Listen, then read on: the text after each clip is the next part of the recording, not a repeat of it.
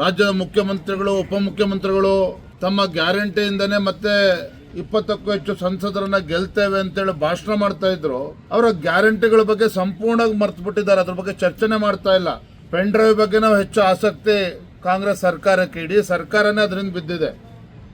ಹಾಗಂತೇಳಿ ನಾವು ಆ ಘಟನೆ ಏನೇನು ಆಗಿದೆ ಇವತ್ತು ರಾಜ್ಯದ ಜನರ ಮುಂದೆ ಇವತ್ತು ಬಂದಿದೆ, ಇದು ಯಾರು ಕೂಡ ಅದು ಪರವಾಗಿ ನಿಲ್ತಕ್ಕಂಥ ಪ್ರಶ್ನೆ ಇಲ್ಲ.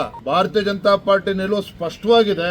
ಪ್ರಜ್ವಲ್ ರೇವಣ್ಣ ಪ್ರಕರಣ ಯಾರು ಕೂಡ ಕಾನೂನಿಂದ ತಪ್ಪಿಸ್ಕೊಳ್ಳೋದಕ್ಕೆ ಸಾಧ್ಯ ಇಲ್ಲ. ರಾಜ್ಯ ಸರ್ಕಾರ ಈಗಾಗಲೇ SITನೂ ಕೂಡ ಫಾರ್ಮ್ ಮಾಡಿದೆ, ತನಿಖೆನೂ ಕೂಡ ಪ್ರಾರಂಭ ಆಗಿದೆ. ಈ ವಿಚಾರದಲ್ಲಿ ನಾವು ಯಾರೂ ಸಹ ಅದನ್ನ ಬೆಂಬಲಿಸತಕ್ಕಂಥ ಪ್ರಶ್ನೆ ನಾವಂತಲ್ಲ, ಯಾರು ಕೂಡ ಬೆಂಬಲಿಸೋಕ್ಕೆ ಸಾಧ್ಯ ಇಲ್ಲ. ಆದರೆ ರಾಜ್ಯ ಸರ್ಕಾರ ಎಲ್ಲೋ ಒಂದು ಕಡೆ ತನ್ನ ಗ್ಯಾರಂಟಿಗಳ ಬಗ್ಗೆ ಭರವಸೆ ಕಳಚಿ ಬಿದ್ದಂತೆ ಕಾಣ್ತದೆ, ಆ ವಿಶ್ವಾಸ ಹೊರಟೋದಂತೆ ಕಾಣ್ತಾ ಇದೆ. ಆಗ ಅದರಿಂದನೇ ಬಿದ್ದಿರ್ತಕ್ಕಂಥದ್ದು ರಾಜ್ಯದ ಜನರು ಕೂಡ ಮಾತನಾಡ್ತಾ ಇದ್ದಾರೆ. ರಾಜ್ಯ ಸರ್ಕಾರ ಈ ಮಟ್ಟಕ್ಕೆ ಪ್ರಚಾರದಲ್ಲೂ ಕೂಡ ಅದನ್ನೇ ಒಂದು ರಾಜಕೀಯ ಅಸ್ತ್ರನಾಗಿ ಉಪಯೋಗಿಸ್ಕೊಳ್ತಾ ಇರ್ತಕ್ಕಂಥದ್ದು ಎಷ್ಟರ ಮಟ್ಟಿಗೆ ಸರಿ ಅಂತೇಳಿ ಮತದಾರರು ಕೂಡ ಪ್ರಶ್ನೆ ಮಾಡ್ತಾ ಇದ್ದಾರೆ.